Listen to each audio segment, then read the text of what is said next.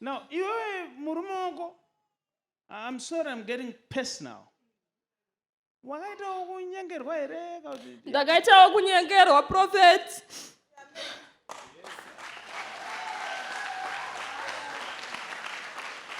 Ndiani akauya chokuti hanzi ndiani akaronga? Njevangu mai vanogara kudhuze nekumba kwedu. I'm just imagining kuti kuprofitwa kunombonyatsita sei. Mundiudzaiwo. Vakamboprofitwa, mundiudzaiwo kuti kuprofitwa kunoita sei. Are you sure? Kuiwo wakati Samwei. Samwei naye mwanangu. Oye nani? Imoe naye? Anorwara. Ko imimi kusipa ngozi mama Judy munonzana? Ndini Judy. Dade ni Mwari.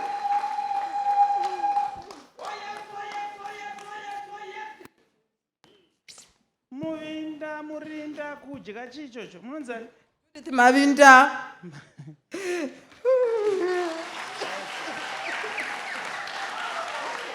Now,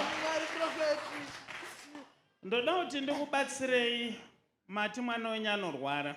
Notenda prophet. But kurwara kwacho kuri so mysterious. Notenda. Because vanongorwara vari pamba. Amen prophet. Kana vabva pamba munhu obva atitonga ari right. Amen prophet, vana vangu vose. Mune vana vangani? Ndine vana 8. Mune vana 8. Now, iwewe shungu dzako dziri pauri ndeidzi. Ndinoti undiudze kuti murume wako ari kupi izvozvi? Ari kuChiredzi. Ari kuChiredzi. Ndokwaanogara. Ndokwaanogara. Now, iwewe murume wako, I'm sorry, I'm getting personal. Wakaitawo kunyengerwa here? Ndakaitawo kunyengerwa, prophet.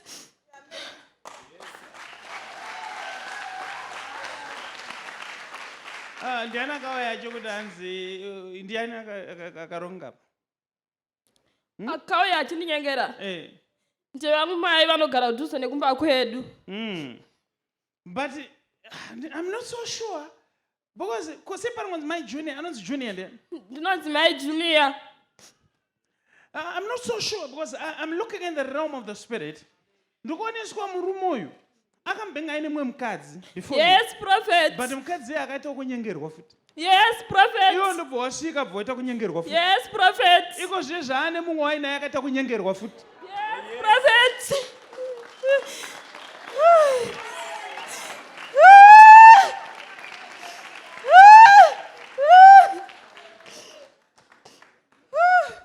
Kuna kuti panyika panapa kuna vanhu vasingagonosvitsa shoko.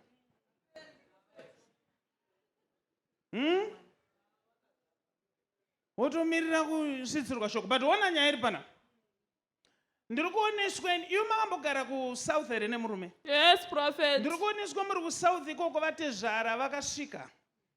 Vakanoti murume tinoda mutsvagire basa. Yes prophet. But vaitomubvisa pauri iwe. Yes prophet. Nekuti iwo havakufarire. Yes prophet.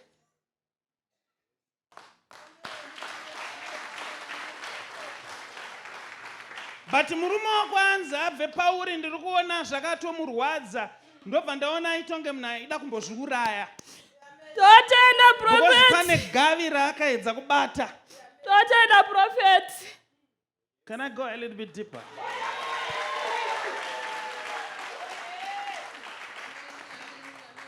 Now listen to this now.